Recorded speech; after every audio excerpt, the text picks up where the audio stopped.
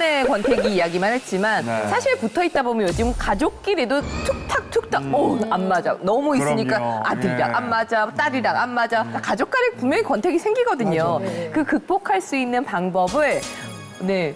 강의를 해주실 분을 모셨어요. 예. 정신의학과 극복하기? 전문의 예. 오은영 박사님 모시고 저희가 청해 듣겠습니다.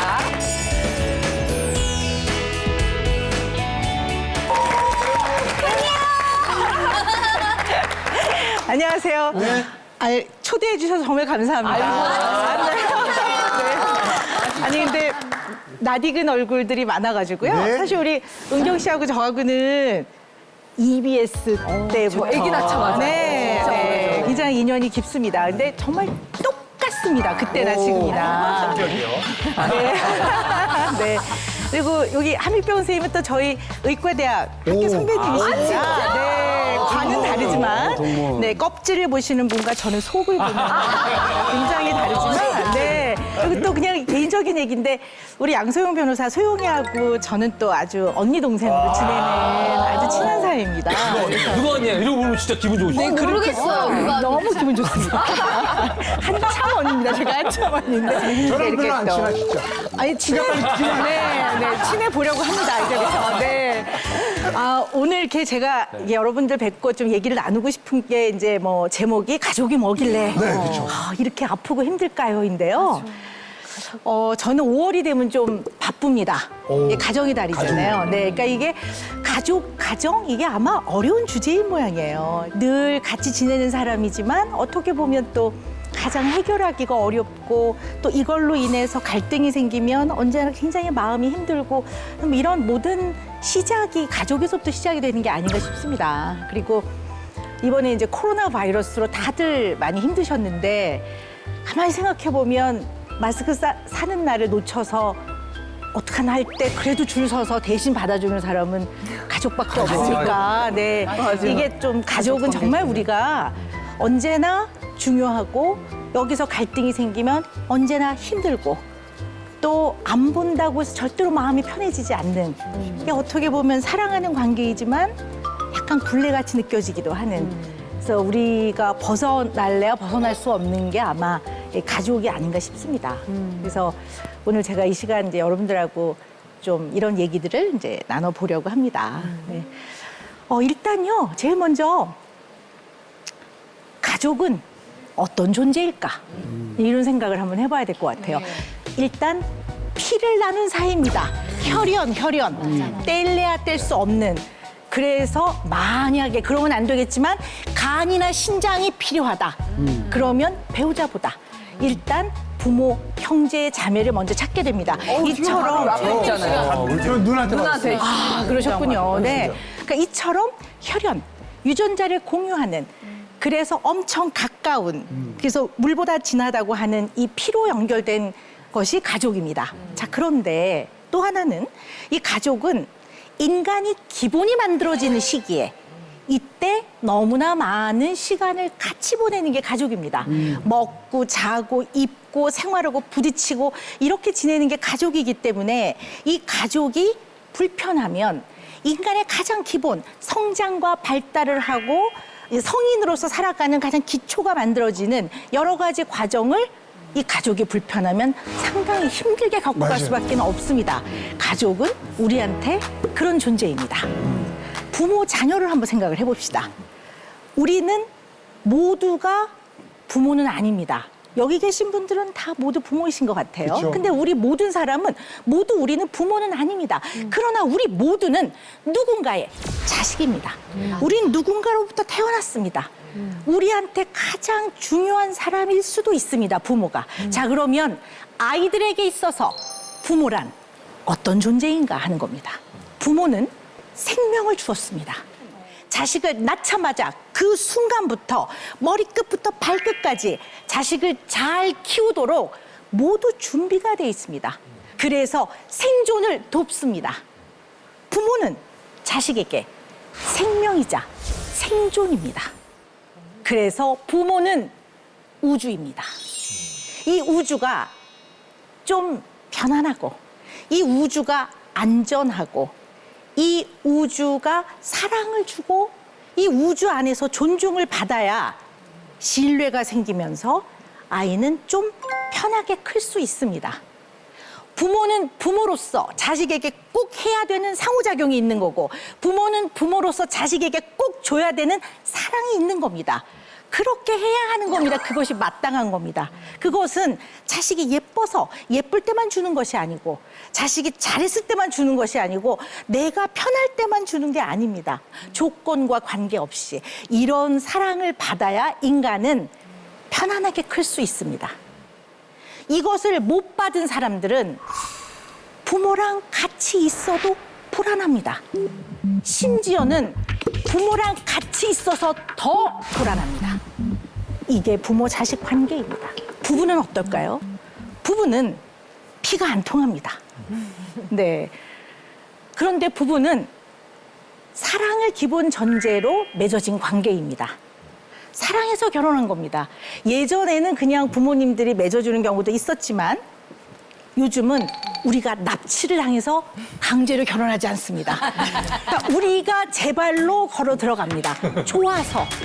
부모하고 산 것이 아무리 길어야 한 30년, 30몇 년 싹 등을 돌리고 한 달 만에 만난 사람과 지 좋아서 지 발로 걸어 들어가서 결혼합니다.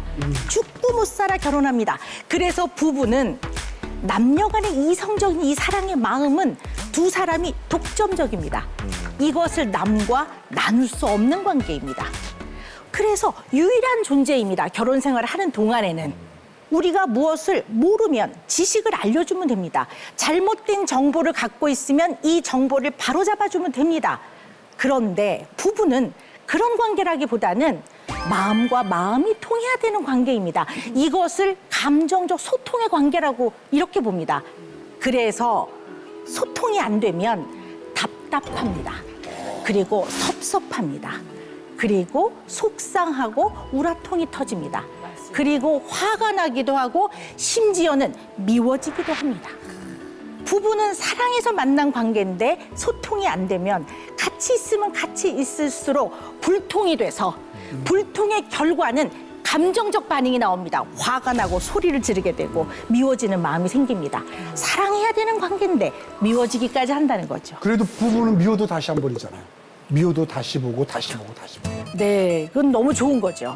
근데 그냥 진행하세요. 네, 감정적 관계는요, 소통을 당연히 원하는 관계에서 원하고 요구하고 이거는 당연히 요구하는 것들인데 당연한 것이 오지 않았을 때는 낙담하고 절망하면 나중에는 더 이상 그 감정적 소통을 요구하지 않게 됩니다. 이때 자식은 그래도 자식이니까 손을 다시 내밀지만 부부는 접시 같습니다. 약간 접시에 이가 빠지면 쓸 수 있습니다, 그 접시를. 그러나 접시에 금이 딱 가지기 시작해서 쫙 깨지면 그 접시를 사용할 수가 없습니다. 그 전에 소통의 관계를 회복을 해야 되는데 저는 이것은 지금 이가 깨진 상태거든요. 저희 집안에 이가 깨졌어요. 지금. 오늘 잘 오셨습니다. 그러니까 되게 중요한 것. 네. 자, 그래서 이 소통, 우리가 굉장히 많이 말하는 게 소통입니다. 여러분들이 저 오시기 전에 많이 얘기를 나누셨던 네. 그 권태기. 권태기도 권태기라고 명칭을 붙였을 뿐이지 사실은 소통이 안 되는 겁니다. 나는 이것을 원하는데 이 사람이 내 마음을 못 알아차려요. 그리고 나는 이런 말을 듣고 싶었는데 이 사람은 나한테 이런 말을 해주지 않아요. 그랬을 때 불통이 된다고 느끼고 그 감정적 소통의 불통은 마음이 힘들어집니다. 이때 이 다양한 힘든 마음을 많은 사람들이 권태기 이렇게 표현을 하는 거죠. 그래서 우리는 평생 살아가면서 결혼 생활이 유지되는 한은 소통을 해줘야 되고 특히 마음의 감정적 소통을 해줘야만 하고 당연히 해줘야 되는 거기 때문에 이게 안 될 때는 많은 문제가 생깁니다. 자, 오늘 제가 여러분들을 뵙고 짧은 시간이지만 제일 많이 썼던 단어가 감정, 마음, 소통, 뭐 조금 어렵게 표현하면 정서 이런 표현들을 썼습니다. 자, 그렇다면 과연 감정이란 무엇일까요? 감정은 자극에 대한 몸의 반응이라고 할 수 있습니다. 갓 태어난 갓난아기도요, 굉장히 불쾌한 냄새를 딱 맡게 하면 찡그립니다. 태어난 지 몇 분 안 된 아이도. 자, 우리 한번 생각을 해봅시다. 여러분이 산에 갔는데 뱀을 봤어요. 물론 뱀을 좋아하시는 분도 있습니다. 네, 있습니다. 네, 뭐 우리 진짜 딸 진짜 네, 아니 그래도 산에 가서 보면 싫지. 네, 그분들 뭐 약간 좀 이렇게 옆에 두고요. 대부분의 많은 사람들은 뱀을 보면 깜짝 놀랍니다. 그리고 약간 무섭습니다. 그리고 나를 안전하게 지키기 위해, 나를 보호하기 위해서 약간 깜짝 놀라면서 어머나 이러면서 도망갑니다. 뒤로 물러서죠. 자, 이 뱀이라는 자극에 대한 나의 몸의 반응이 감정입니다. 자, 조금 더 쉬운 예를 한번 들어볼까요? 자, 어떤 아빠가 아들을 키웁니다. 초등학교 4학년이에요. 근데 아들은 너무 여리고 섬세한 아이예요. 근데 아빠는 불굴의 의지로 맨바닥에 헤딩을 하면서 성공을 한 아버지입니다. 그래서 이 아들을 보면 너무 사랑하는데 이 아들을 보면 야, 이 험난한 세상을 얘가 어떻게 살아갈까 걱정이 됩니다. 그래서 퇴근하려고 와서 아빠 왔다. 그러면 아들이 아빠 오셨어요? 다녀오셨어요? 이러길 원합니다. 그런데 이 아들은 섬세한 아이예요. 그래서 아빠가 아빠 왔다 너 뭐하니? 했을 때 다녀오셨어요? 이렇게 표현하는 아이예요. 사실 뭐 어떻습니까? 요즘 대세입니다, 부드러운 남자가. 그런데 이 아빠는 아이를 너무 사랑하기 때문에 싫어, 그러면. 걱정을 합니다. 싫어요. 싫으세요. 근데 싫은 마음 밑면에는 사실 걱정하는 게 있는 겁니다. 걱정도 있죠. 그 걱정이 싫은 것처럼 표현되는 거지. 사실은 얘가 이 험난한 세상을 살아갈 수 있을까? 이렇게 걱정이 되는 겁니다. 자, 그러면 이 아빠는 이렇게 말합니다.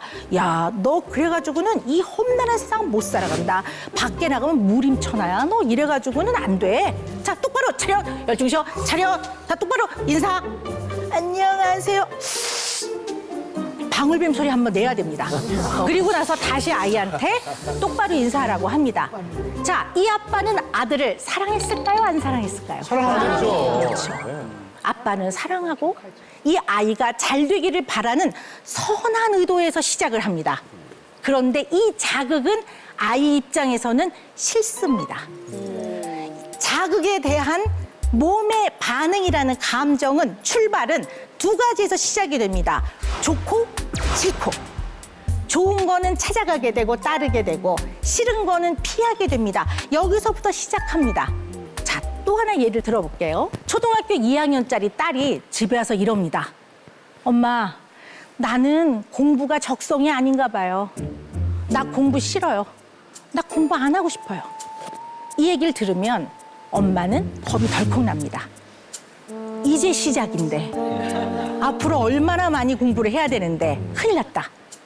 이러면 이 엄마는 딸한테 이렇게 말합니다. 야, 너 그런 생각하면 안 된다, 너. 그거 엄청 어리석은 생각이야, 너. 너도 일로 와봐. 엄마가 설명해 줄게. 이리 와봐, 앉아봐.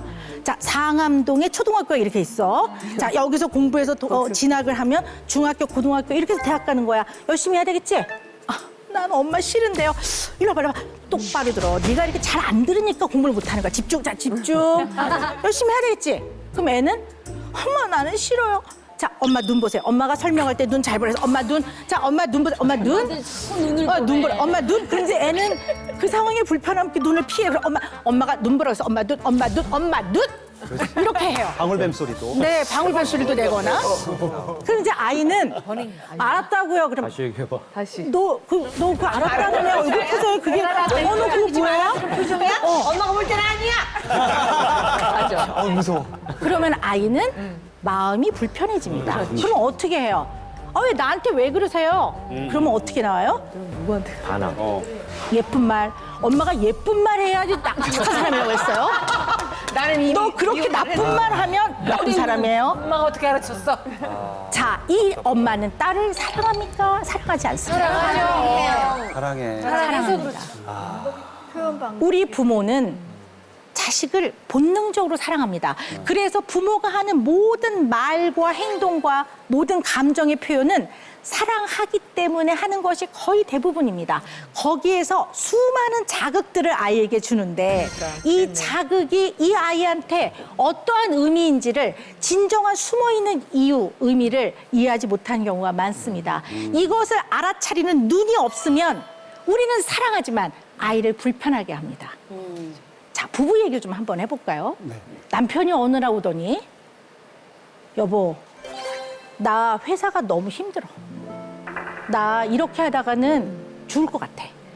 나 사표도 고려해. 이렇게 말을 합니다. 해봤어요. 해보셨어요? 네. 근데 아내는 겁이 덜컥 납니다. 이 집은 외벌입니다. 아이도 둘이나 있습니다. 이제 막 교육비가 많이 들어갈 참입니다. 그래서 두려워서 남편한테 이렇게 말합니다. 당신만 힘든 거 아니야. 나도 힘들거든. 심지어 옆집 남자는 투잡도 해. 이렇게 말도 합니다. 너무 나갔다. 네. 그 남편은 알았어. 여자는 아내는 이렇게 말합니다.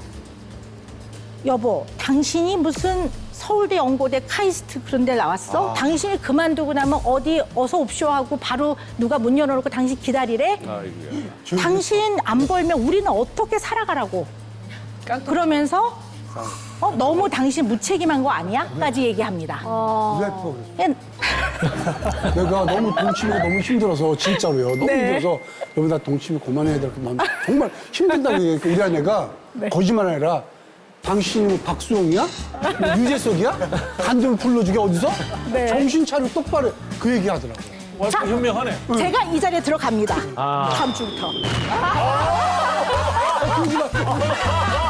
아니 그게 똑같은 말은 틀리지만 내용은 똑같았어요. 네. 그러면 이제 남편은 마음이 상합니다. 자, 생각을 해봅시다. 지금 초등학교 2학년 아이가 엄마한테 엄마 나는 공부가 싫어요라고 했던 이유가 뭘까요? 엄마한테 왜 그런 말을 했을까요? 공부를 잘 못하니까. 그렇군요. 역시 공부 잘한 사람은 몰라. 네, 몰라. 네. 몰라. 네. 내 미래가 걱정되는 거지 뭐. 공부 재미가 없어. 어지가 될까 봐. 하소연하고 힘든 걸 좀 이해받고 싶어서. 여자들이 다른 대답이 나온다. 여자들이 여기서는 더 딩동댕동. 자, 가장 가까운 사람한테 나의 힘든 마음을 얘기하고 싶은 겁니다. 이 아이도 공부를 해야 되고 공부를 열심히 안 하면 나중에 뭐 어떻게 되는 거 얘도 모르지 않습니다. 그러면 문방구 사장님한테 가서 사장님 제가 공부가 힘들거든요. 이렇게 말해야 되겠습니까? 엄마가 제일 가까운 사람이기 때문에 마음을 얘기한 겁니다. 우리가 마음은 가장 가까운 사람한테 얘기합니다. 네. 자, 그러면 이 남편은 아내에게 그 얘기를 왜 했을까요? 가까운 사람. 그렇죠. 가장 가까운 사람이기 때문에 그렇습니다. 그러면 이분이 회사 편의점 알바생한테 가서 내가 회사를 그만두고 싶은데 라고 말할 수는 없는 거란 말이에요. 아까 그렇게 한 사람 있더라고요. 부인한테 얘기하세요. 부인한테는 못하고 남이니까 그냥 아무 정말 모르는 사람한테는 툭 던질 때가 있대. 그것도 있어. 그래서 우리는 언제나 나를 가장 가깝다고 생각하는 사람이 나한테 마음을 말한다는 거를 잊고 삽니다. 그래서 이걸 잊으면 그다음부터는 논리적으로 설명해 주려고 합니다. 이 아내는 남편한테 깨우쳐줘서 회사를 그만두면 안 되겠구나를 알아차렸으면 그렇죠. 왜냐하면 걱정되니까 남편을 부려먹는 게 아니고 걱정이 되니까 여러 가지로 이 아내는 남편을 사랑할까요? 안 사랑할까요? 사랑하는 거죠. 그럼요. 사랑합니다. 그래서 우리는 언제나 나한테 마음을 말하는 사람은 나를 굉장히 중요하고 가깝게 느낀다는 거를 꼭 기억하고 있어야 됩니다. 근데 우리는 순간 이걸 잊게 되면 이거를 알려줘서 이것을 뚝 떨어지게 알려줘서 이 사람이 설명을 들으면 이해를 해서 알아차리면 납득을 해서 설득이 될 거라고 생각을 합니다. 이것은 사무적인 관계에서는 그렇게 하는 거고 공부를 할 때도 그렇게 하는 거고 그러나 가족은 감정적 관계라는 걸 여러분이 꼭 알고 계셔야 됩니다. 그래서 마음이 연결이 안 되면 관계가 어려워집니다. 근데 우리는 그거를 잘 잊고 지내는 거죠. 그러네. 그러면 어떤 분은 그러세요. 저는 아이를 너무너무 사랑으로 그리고 박사님 말씀하신 대로 화 안 내고 소리 안 지르고 책에 나와 있는 거 많이 연습하면서 그렇게 키웠는데 근데 어떻게 우리 아이는 이해가 잘 안 돼요. 우리 아이는 너무 키우는 게 어렵습니다. 이렇게 말하는 사람 굉장히 많습니다. 네, 맞아요. 우리 인간 중에는요. 어떤 사람은 타고나기를 좀 예민한 사람이 있습니다. 그냥 원래 좀. 네. 아, 그러세요? 네, 네. 그냥 조금 예민합니다. 그게 그렇게 뭐 크게 병리적이거나 그런 게 아니라 원래 조금 예민한 사람이 있어요.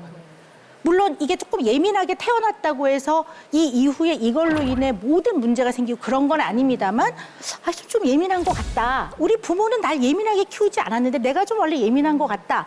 이런 사람들이 꽤 있습니다. 자, 그러면 감정은 자극에 대한 몸의 반응이니까 사실 예민한 사람들은 이 자극에 대한 몸의 반응을 예민하게 합니다. 쉽게 말하면 이걸 받아들일 때 촉이 예민한 거죠. 이 오감이 예민한 사람들이 있습니다. 예를 들어 볼게요. 청각이 예민한 사람이 있습니다. 청각은 청력하고는 다른 의미입니다. 청력은 이비인후과에서 어떤 특정 데시벨의 뭐 소리를 잘 듣느냐 하는 거고, 청각은 소리 자극을 대뇌에 전달하는 겁니다. 근데 청각이 예민한 사람들은 특히 사람의 말투와 목소리 톤에 예민합니다. 그래서 이 사람들은 일단 기준이 극도로 친절하고 다정한 것만 괜찮습니다. 여기서 벗어나면 불편합니다. 그러면 예를 들어 아이한테도 빨리 와 이러면 괜찮습니다. 왕자님 이러면 괜찮습니다. 우리 아들 이렇게 하면 괜찮습니다. 그런데 어떨 때는 좀 급하면 빨리 와 빨리 이렇게 말해야 될 때가 있습니다. 빨리 와 빨리 그러면 이 사람들은 왜 화를 내세요 이렇게 받아들입니다. 이 자극에 대한 몸의 반응이 예민합니다.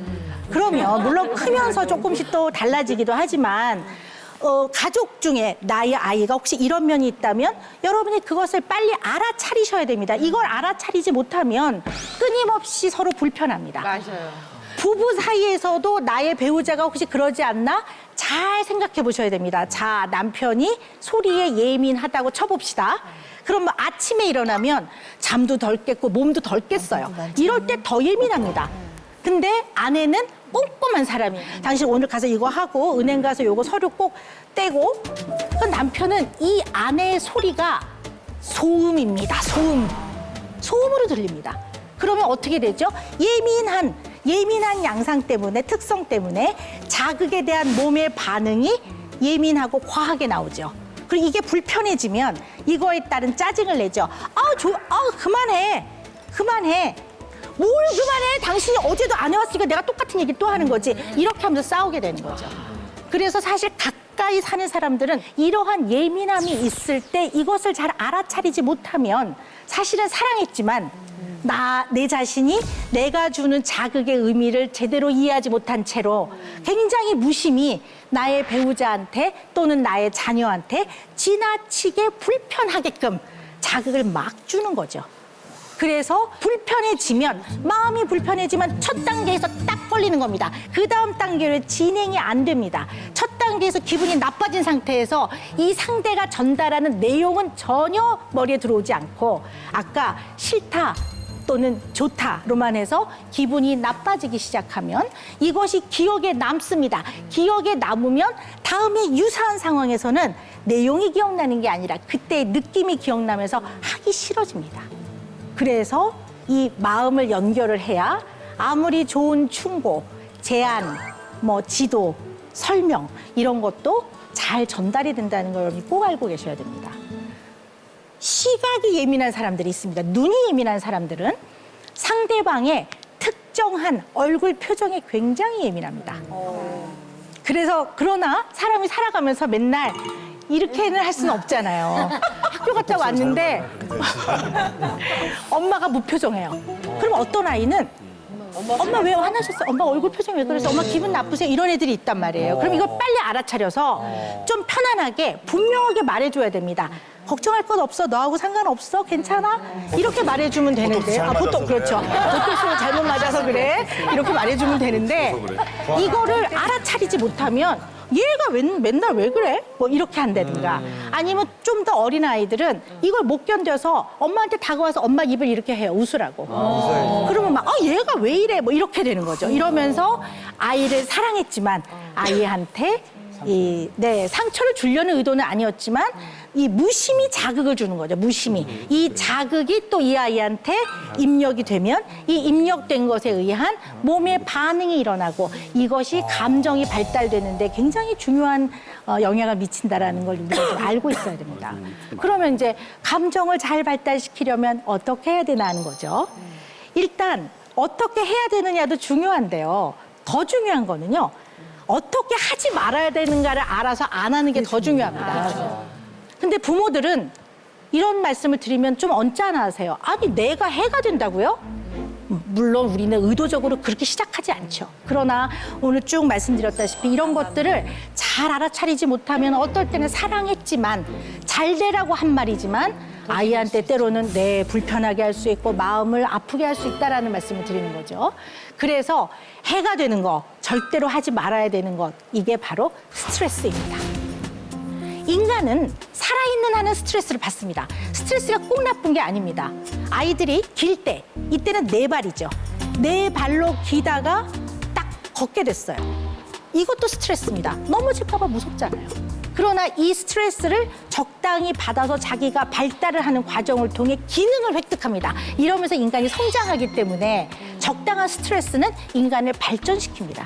그러나 과도한 스트레스는 이 과도한 스트레스가 뇌에 입력이 딱 되면 그 순간 뇌는 위기야 위기. 이거는 위기 상황이야? 이렇게 받아들입니다. 그러면 나를 위기로부터 안전하게 지키기 위해서 몸은 다시 균형이 다시 재배치가 일어납니다. 특히 우리 뇌 안에 해마라고 하는 부분에 상당히 부정적 영향을 줍니다. 그런데 이 해마는 기억력과 굉장히 관련된 부분입니다.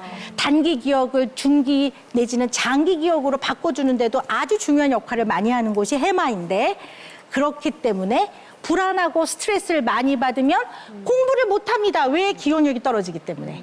그래서 마음이 편안해야 아이들은 뇌도 발달합니다. 네, 근데 이 마음이 편안한 이 과정을 사실은 부모하고 가장 첫 단계를 시작한다는 거죠.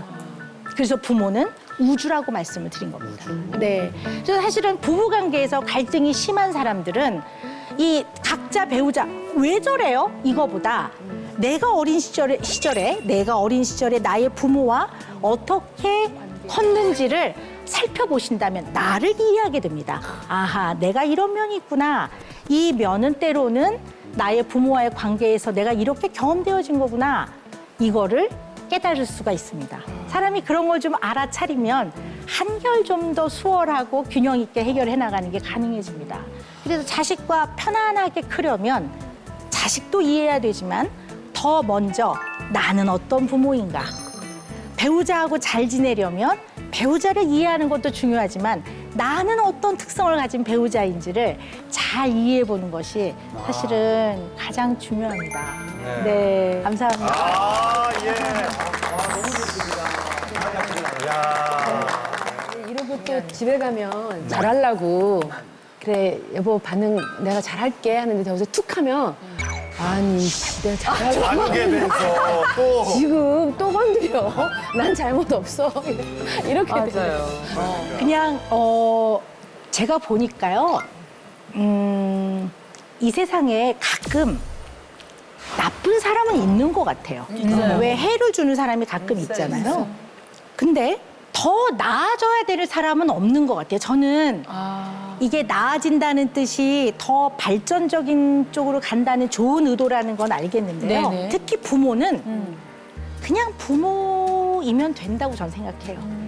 부모도 인간인데 살면서 실수도 하고 잘못도 해요. 잘못도 하는 거를 그래도 된다는 건 아니지만 그런다고 나쁜 엄마 이렇게 말할 수는 없다는 얘기예요. 그거는 언제나 그 현장에 있는 부모가 이 아이를 가장 사랑해요.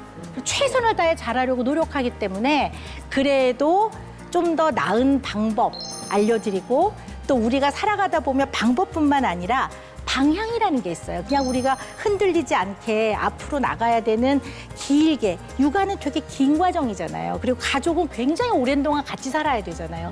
그래도 우리가 방향을 잃지 않고 이렇게 나가는 거를 서로 의논하고 머리를 맞대는 거지. 뭐 어떤 방법을 더 써서 더 좋은 엄마가 되고. 그러니까 저는 이 세상에 좋은 엄마라는 건 없는 것 같아요. 그냥 엄마이지. 그리고 그 엄마가 그 아이한테는 생명인 거예요. 생존이고. 궁금한 거 하나 있어요. 네. 저랑 와이프랑 결혼하기 전에 네. 우리는 싸우지 말자. 네. 안 싸우더라도 빨리 화해를 하고 풀자. 싸우는 거 싫다라고 선언을 했는데 네. 결혼 16년이 되니 그 싸움이 잦아지고 화해도 잘 안 하게 되고 왜 그럴까요? 정말 이게 내 문제인지 우리 아내 문제인지 아니 아까 박사님이 궁극의 질문이야. 결혼할 때는 죽도록 사랑했는데 네. 근데 아까 박사님이 뭐라고 하셨냐면 나쁜 사람도 있어요 그랬어요. 나쁜 사람도 있어요 그랬어요. 계속 안 고쳐지는 사람도 있어요. 그럼 본인은 뭐 착한 줄 아세요? 그러면? 자격에 대해서 반응하는 거죠. 선생님한테 물어봤어요? 선생님한테 물어봤어요? 왜 이렇게 우리 공감이 가지? 근데요, 이 부부가 조금 갈등을 겪을 때 저 많이 찾아오시는데요. 이렇게 들어보면요. 각자는 다 너무 좋은 분들이세요. 이분 떨어뜨려 놓고 보면 이분 다 너무 좋은 분. 이분 다 너무 좋은 분. 우리한테도 좋은 사람. 근데 아무리 괜찮은 사람이라도 인간은 무슨 물건처럼 KS 규격품처럼 이렇게 딱딱딱 찍어 나오는 게 아니니까 완벽한 사람이 없거든요. 그리고 또 우리 자신이 우리를 사랑했지만 우리 부모 역시 뭐 이렇게 완벽한 분들이 아니었으니까 해결되지 않은 면들이 이 마음 안에 있어요. 자기가 해결하지 못한 부분. 많아요. 이게 눈에는 안 보이는데 약간 덩어리처럼 이 마음 안에 대롱대롱 매달려 있어요.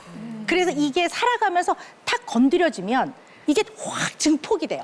증폭이 되면서 굉장히 커져버려요. 사실은 별거 아니었는데 이것이 나의 핵심이면 확 커져서 이게 어떨 때는 증폭된 걸로 인해서 너무나 많은 생활에 영향을 주는 거죠. 화도 냈다가 뭐 아무것도 안 하고도 싶었다가 뭐 집을 나갔다가 뭐 이런 양상들을 보이는 거죠. 그래서 사실은 그 다 해보셨어요. 자랑입니다. 얼마 만에 돌아오셨어요, 집으로? 나가긴 나가는데 네. 빨리 들어와요, 들어오긴. 근데 나갈 때는 안 들어오고 싶은 마음으로 나가죠. 네, 안, 네. 안 들어오고 싶은 마음으로. 어떨 때 저도 마음이 아픈 게 이 가족으로부터 이게 서로 사랑을 주고받고 집에 가면 편안해야 되고 위로를 받아야 되고 보호가 필요할 땐 서로 보호해주고 해야 되는 게 가족인데 가족으로부터 그런 걸 받지 못하고 오히려 굉장히 아프고 상처를 받고 가족과 연을 끊고 싶고 정말 굴레라고 느껴지고 단절하고 싶다고 하고 이런 분들도 꽤 많으세요. 많죠. 네, 근데 정말 단절을 해야 되는 상황에서는 단절하는 것도 방법 중에 하나입니다. 네. 그러나 단절을 했을 때 가족이라 또 아픕니다, 마음이. 그냥 아유 서로 잘해줘 이런 얘기가 아니라 가족이 물론 서로 잘 지내면 좋지만 너무 이거는 같이 엉겨 지내는 게 좋지 않겠다 할 때는 단절하는 게 맞을 수도 있습니다. 조금 거리를 두고 연락 안 하고 지내는 게 결국 훨씬 나은 경우들도 꽤 있습니다. 그러나 그 과정에서 그냥 단절만 해버리면 그것 자체로 자기 자신이 상처가 남기 때문에 이 과정에서 자기를 좀 알아차려보고 이해해보고 중요한 가족과의 관계에서 받았던 영향들을 조금 객관적으로 살펴보고 이런 과정들이 결국은 자기 마음의 회복을 돕는다는 얘기죠. 그걸 반드시 해야 된다고 저는 봅니다.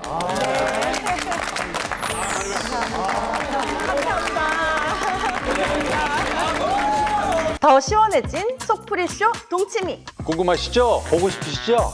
지금 바로 구독, 좋아요, 알림 설정. 놓치지 마세요.